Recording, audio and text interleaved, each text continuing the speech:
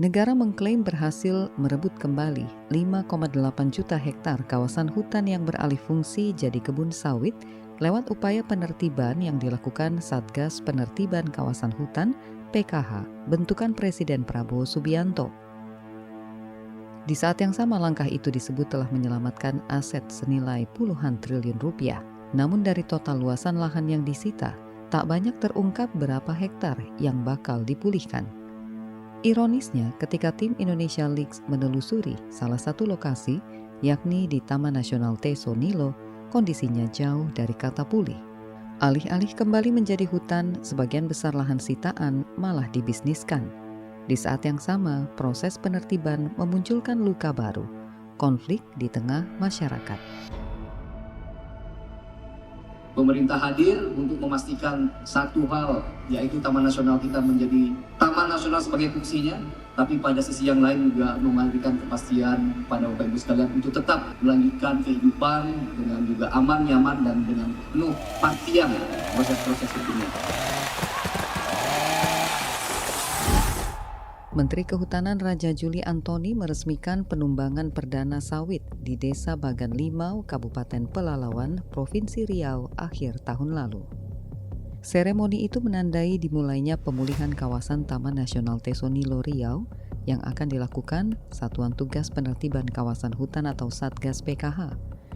Pemerintah menargetkan merestorasi 66.704 hektar lahan di Taman Nasional itu hingga 2028. Namun, usai para pejabat angkat kaki dari kegiatan seremoni, yang tersisa adalah tumpukan masalah. Syarifuddin, salah satu warga yang kelimpungan. Sampai saat ini mereka menuntut saya, karena sawit mereka sudah kita tumbang, sementara mereka belum dapat kebun penggantinya. Proyek pemulihan oleh Satgas PKH tak berjalan mulus. Tim Indonesia Leaks menemukan banyak kejanggalan dalam proses penertiban kawasan hutan. Beberapa di antaranya memicu konflik antar masyarakat. Sore itu, cuaca di Desa Bagan Limau, Kabupaten Pelalawan cukup teduh. Sinar matahari sedikit terhalang tanaman sawit yang tumbuh mengelilingi rumah-rumah warga. Tak banyak kendaraan hilir mudik. Suasana tenang nampak kontras dengan wajah Syarifuddin yang terlihat kalut dan letih. Dia baru kembali dari kantor polisi mengurus dokumen pelaporan kasus. Syarifuddin, Kepala Desa Bagan Limau, Kabupaten Pelalawan Riau. Pikirannya tak karuan sebab ribuan hektar kebun sawit di desanya masuk sasaran Satgas PKH. Total ada 2.700 hektar kebun sawit di Desa Bagan Limau yang diklaim masuk area Taman Nasional Teso Nilo. Jadi warga ini udah mulai gini lah pokoknya, iya goncang. Pokoknya udah goncang semuanya, udah kacau lah, udah ada yang lambungnya naik lah. Iya takut masalah kebunnya, nasib keberlangsungan hidup keluarganya. Warga menyerahkan lahan mereka karena percaya pada janji relokasi Satgas PKH. Sebagian lahan milik warga sudah berstatus sertifikat hak milik atau SHM. Namun usai sebagian kebun ditebang, lahan pengganti tak bisa disentuh. Sampai saat ini mereka menuntut saya karena sawit mereka sudah kita tumbang, sementara mereka belum dapat kebun penggantinya. Kebun pengganti secara SK sudah ada, namun mereka belum bisa menguasai lahan tersebut. Tim Indonesia Leaks mencoba menelusuri kemana perginya janji lahan pengganti itu. Pemerintah mengklaim telah mengalokasikan 632 hektar lahan untuk warga Bagan Limau di 3 daerah, yakni Indragiri Hulu, Kuantan Singingi, dan Pelalawan. Rencana itu rapi di atas kertas. Tetapi saat warga mencoba menginjakan kaki di lahan baru tersebut, konflik horizontal langsung pecah.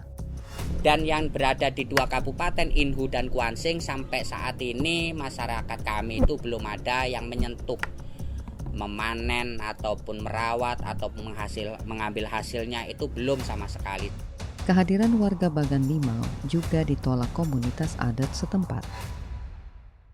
Kebijakan relokasi dari pemerintah memicu benturan horizontal antara warga Bagan Limau dan komunitas yang telah lebih dulu menempati lahan tersebut. Masalah juga tak berhenti di situ. Kekecewaan Syarifuddin bertambah sebab 2 kepala keluarga yang sawitnya ditebang untuk kebutuhan seremoni menteri kini kehilangan pendapatan. Padahal mereka punya cicilan bank. Seharusnya kalau penghasilan dari 4 hektar ini bisa mencapai 8 juta sebenarnya. Namun karena ini ada masalah, ya berbagilah. Saya nanggung 4 juta. Itu 4 juta saya gunakan untuk membayar kredit mereka. Jadi saya sedih lah. Setiap bulan nanggung kredit 4 juta pribadi. Masalah kebun pengganti itu tak kunjung rampung hingga 5 bulan usai seremoni menteri. Sikap Satgas PKH yang diduga lepas tangan membuat sebagian warga kesal. Sejumlah warga bahkan mengancam menanam lagi bibit sawit di lahan 4 hektar yang ditebang oleh Satgas. Udah bawa bibit, udah macam orang itu. Bibit sawitnya udah dibawa lagi ke situ. Dia nggak peduli, walaupun ada Satgas di situ udah nggak peduli sama Satgas itu. Syarifuddin menenangkan warganya, tak ingin situasi ini menjadi tambah pelik. Dia mendatangi tokoh adat di lahan relokasi yang bermasalah, mengusahakan supaya warganya bisa berkebun di lahan yang disiapkan Satgas PKH. Tak semuanya berbuah hasil.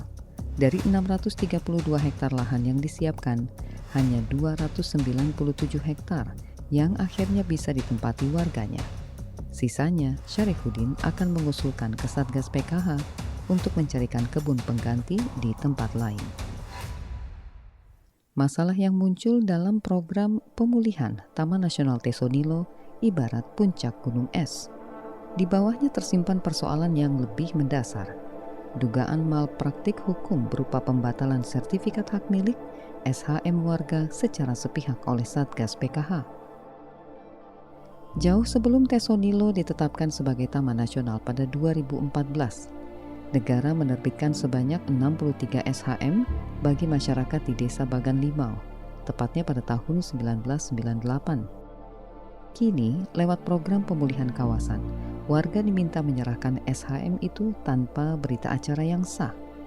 Sertifikat warga disebut ilegal, lalu ditukar dengan surat keputusan Menteri Kehutanan yang berisi lahan pengganti, yang belakangan justru bermasalah. Harusnya nggak boleh, karena paling nggak itu kan lewat pembatalan SHM itu kan Kementerian ATR BPN ya Mbak, atau mungkin bisa lewat putusan pengadilan misalnya kalau ada sengketa itu kan. Menurut Dian Kus Pratiwi, Kepala Pusat Studi Hukum dan Kebijakan PSHK, Fakultas Hukum Universitas Islam Indonesia, pembatalan SHM semestinya melalui proses pembuktian dan prosedur yang jelas. Mengacu pada peraturan pemerintah nomor 18 tahun 2021, jika sertifikat sudah lewat 5 tahun, ia tidak bisa dibatalkan seenaknya secara administratif, harus melalui putusan pengadilan. Syarifuddin sebenarnya menyadari pembatalan SHM itu menyalahi aturan, namun dia tak bisa berbuat banyak. Sekarang ini kalau kita bicara ke prosedur hukum Bang, aturannya setelah lahan ini dikuasai oleh negara kan harus ada putusan dari pengadilan dulu sebenarnya. Dari penelusuran tim Indonesia Leaks, SHM di kawasan TNTN juga ditemukan di desa lain. Salah satunya di desa Lubuk Batu Tinggal. Amir, bukan nama sebenarnya, merupakan salah satu warga pemilik SHM di kawasan TNTN. Sertifikatnya merupakan warisan dari mendiang ayah. SHM yang dia miliki terbit pada 1999 dengan lahan seluas 6 hektar atas nama keluarga. Amir memilih bertahan. Meski sejak Mei 2025, desanya Lubuk Batu Tinggal rutin didatangi aparat bersenjata. Kami di sini itu mendaftar sebagai anggota koperasi. Kan wacana pada saat itu kalau anggota ini akan dapat kebun 2 hektar, terus sudah ikut dengan SHM-nya.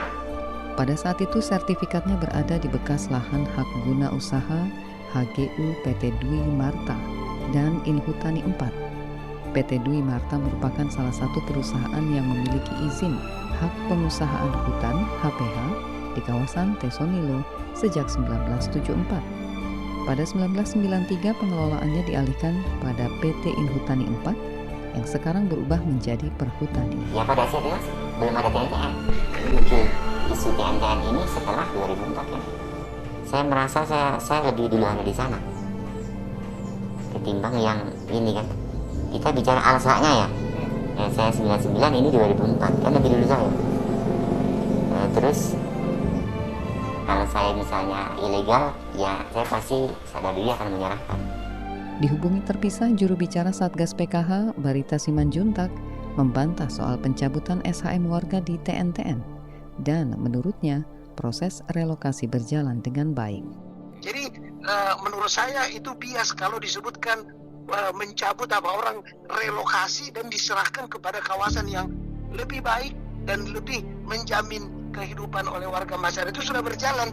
Namun itu tidak merefleksikan situasi di lapangan.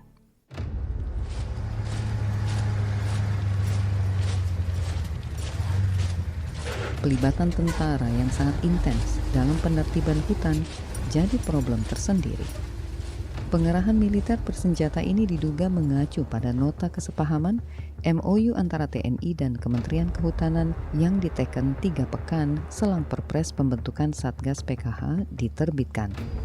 Nota kesepahaman itu memberikan ruang kepada TNI, salah satunya untuk melakukan penegakan hukum kehutanan, tugas yang beririsan dengan Dirjen Penegakan Hukum, Gakum Kementerian Kehutanan. Warga desa yang bertahun-tahun hidup damai mendadak harus melihat laras panjang lalu lalang di depan teras rumah mereka. Satgas ini kemarin bawa laras panjang ke dalam, rame-rame sampai 30 kereta. Itu di tiang pertama itu ada pemasangan portal, itu masa-masa Pato itu sembunyi Pak. Jadi seolah-olah kami ini bukan warga Indonesia, bukan warga negara kan? Martua bukan nama sebenarnya. Warga desa Bukit Kesuma merasa terusik dengan kehadiran tentara di desanya. Konflik bahkan sempat pecah ketika tentara berusaha memasang tapal batas area kawasan TNTN. Pengukuran dilakukan pada Juni 2025, 5 bulan setelah Satgas PKH terbentuk. Warga yang menolak justru menghadapi tuduhan sebagai perambah dan ber-KTP palsu. Coba cek, sesuai apa tidak? Jangan hanya memfitnah ada KTP palsu. Kalau ada KTP palsu, kenapa nggak ditangkap itu? Menggandakan identitas itu di luaran pemerintah itu, Pak. Warga yang melawan sebagian berujung ditangkap dan dipidana. Hari Selasa terakhir dia ngasih kabar. Cuman perjanjian kami, dia nelpon pagi, dia bilang gini, nanti aku nelpon siang ya, aku mau ngomong sama anak-anak. Oh iya. Terus aku nunggu sampai siang kan Pak, saya tunggu sampai siang, sampai malam saya tunggu. Rupanya kawannya sudah pulang, orang itu 3. Itu adalah telepon terakhir yang diterima Misdar dari suaminya, Des Rinto. Suaminya bersama 5 orang lainnya ditahan Polda Riau. Mereka dituduh merusak plang posko Satgas PKH di Blok 10 Dusun Toro, Desa Lubuk Kembang Bunga saat melakukan aksi memprotes keberadaan Satgas. Negara mengklaim rugi 50 juta rupiah. Dan Des Rinto terancam pidana lewat pasal 521 KUHP. Misdar terpukul, anaknya terguncang. Bahkan anak-anak saya Pak di sini kemarin kan kawan-kawannya mengejek dia. Bapakmu di penjara. Apa enggak? Memang anakku sempat enggak masuk sekolah Pak. Kini Misdar harus berjuang sendirian menghidupi 3 anaknya dengan upah Rp500.000 sebulan sebagai guru honorer. Demi menyambung hidup dia terpaksa bekerja kasar di kebun sawit selepas mengajar. Kadang saya harus kerja di luar. Iya kerja kadang berondol, kadang menurunkan pelepah, saya yang nyusun gitu. Karena tidak mencukupi ekonomi kami. Mudah-mudahanlah ada jalan yang terbaik. Dari penelusuran tim Inalix, Des Rinto dan warga lainnya ditangkap diduga atas laporan Satgas PKH. Juru bicara Satgas PKH Barita Simanjuntak tidak membantah. Dia bilang semua tindakan sewenang-wenang yang mengarah pada pelanggaran hukum layak untuk dilaporkan. Kalau ada pelanggaran hukum tentu proses hukumnya berjalan, kan begitu.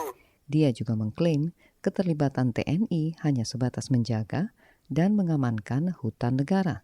sebab upaya untuk memulihkan hutan memerlukan sumber daya mumpuni. Kalau tidak dilakukan secara masif oleh instrumen negara yang punya power dan punya keterampilan untuk sampai ke titik-titik terjauh kawasan hutan kita untuk memberi ruang bagi penertiban khususnya penguasaan kembali. Yang sampai bisa ke ujung-ujung hutan sana, apa bisa model kita yang bekerja seperti kan harus ekstrak.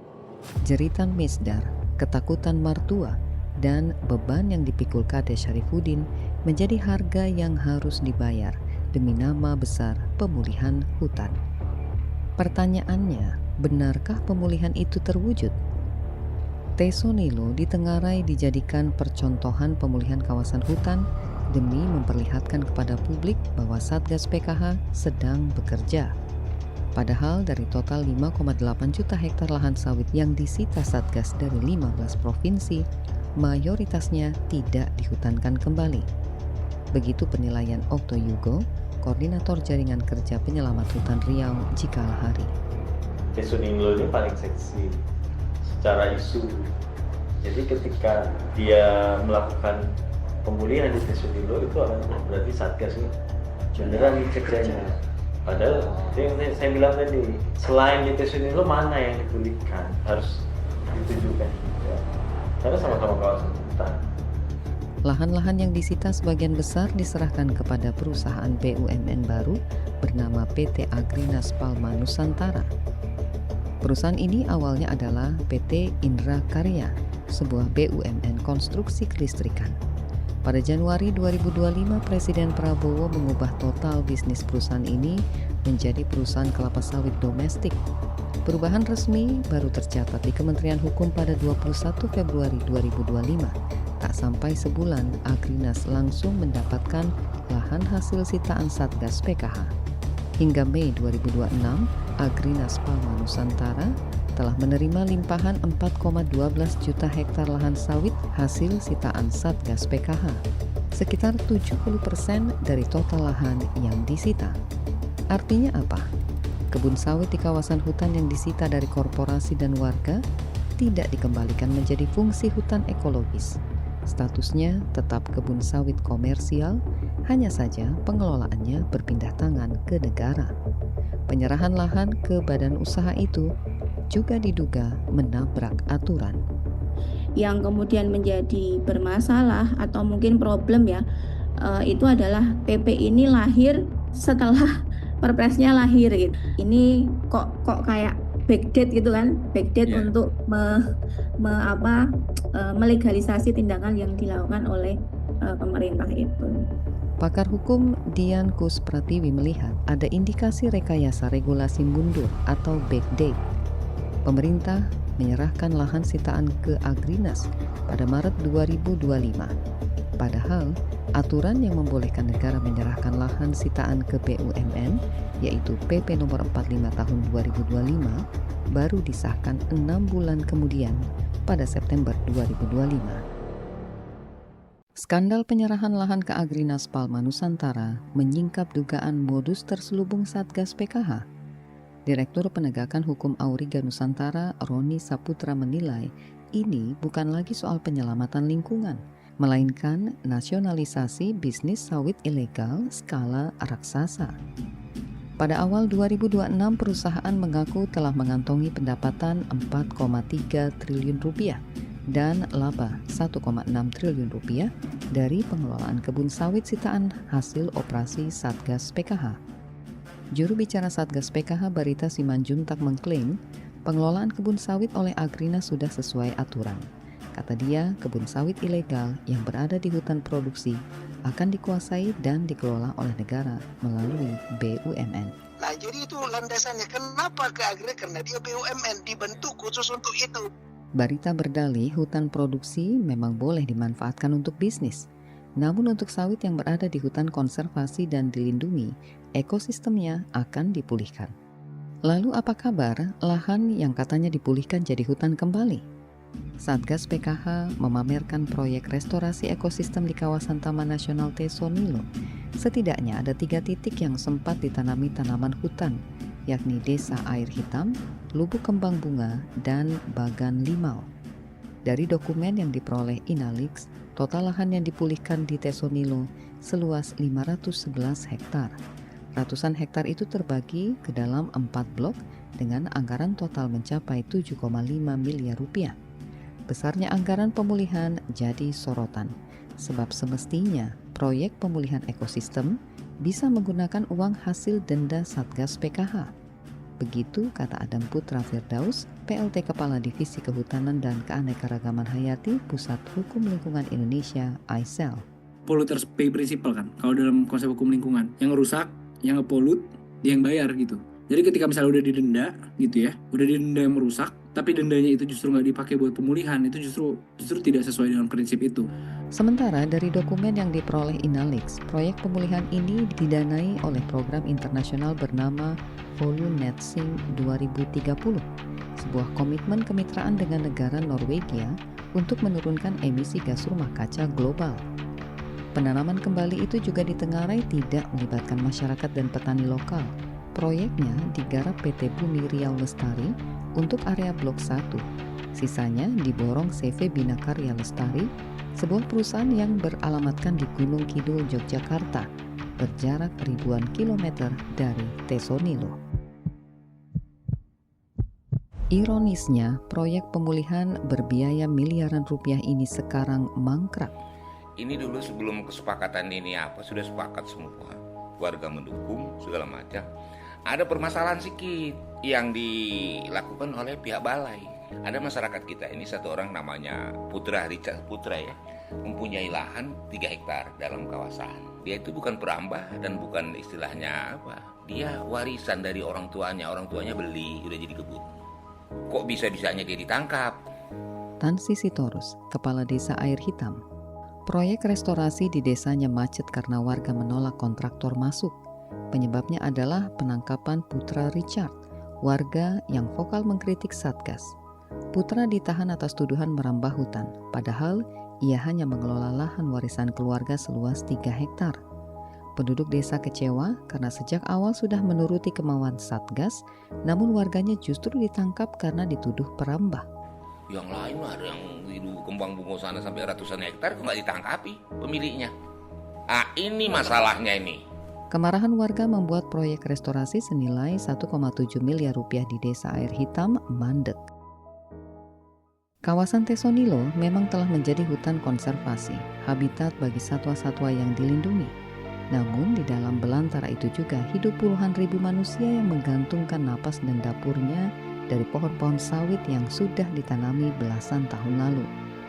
Koordinator Cikalahari Okto Yugo mendukung penuh pemulihan ekosistem Tesonilo. Namun dia mengingatkan penertiban hutan tidak boleh dilakukan dengan cara menggusur. Cikalahari bersama sejumlah lembaga lingkungan sudah merumuskan cetak biru pemulihan ekosistem Tesonilo sejak 2015. Konsepnya rapi, siapkan pemukiman baru, beri lahan pengganti, dan biarkan warga memanen sawit lama mereka secara legal lewat skema jangka benah sebelum hutan dipulihkan total. Petanya bahkan sudah jadi. Tesonilo itu sudah disiapkan juga satuan-satuan pemukiman. Petanya udah ada 7 satuan pemukiman yang mayoritas itu di koridornya RAPP tadi. Namun, mengapa konsep kemitraan yang matang ini diabaikan Satgas PKH?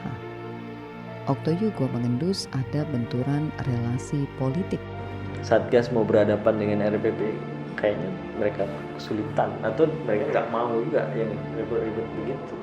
Ya, relasi politik, pabriknya RAPP yang PR itu, yang meresmikan Jokowi sama Soekarno.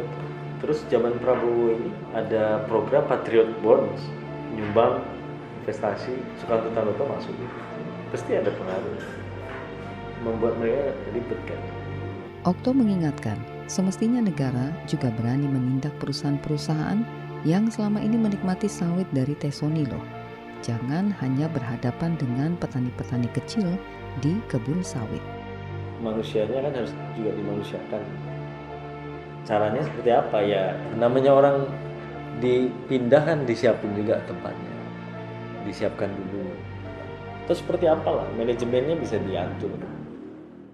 Anda baru saja mendengarkan pemulihan semu Satgas PKH di Tesonilo. Laporan investigasi kolaboratif dari tim Indonesia Leaks.